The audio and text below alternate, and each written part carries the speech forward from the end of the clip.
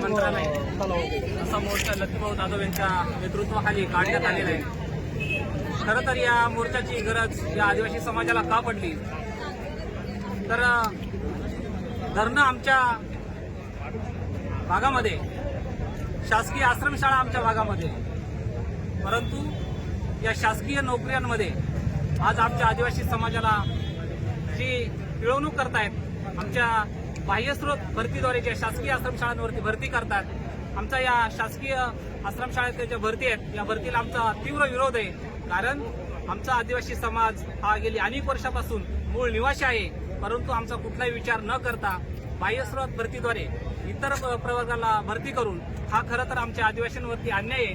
गेली 71 दिवस झाले नाशिक या ठिकाणी आयुक्त कार्यालयासमोर आमचे आदिवासी बांधव उपोषण करतायत, परंतु त्यांच्या उपोषणाची दखल साधं हे सरकार एकदाही घेतली नाही.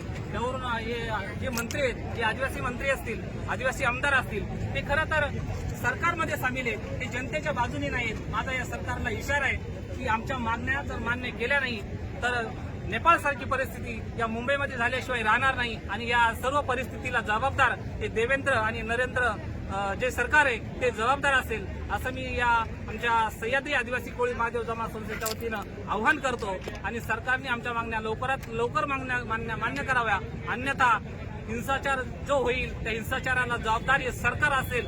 सरकार हमसे डरती है, पुलिस को आगे करती है, सरकार हमसे डरती है, पुलिस को आगे करती है. राघोजी भांगरेंचा, राघोजी भांगरेंचा, डॉक्टर बाबासाहेब आंबेडकरांचा संविधान जिंदाबाद, जिंदाबाद, संविधान जिंदाबाद. जिंदाबाद, जिंदाबाद. धन्यवाद.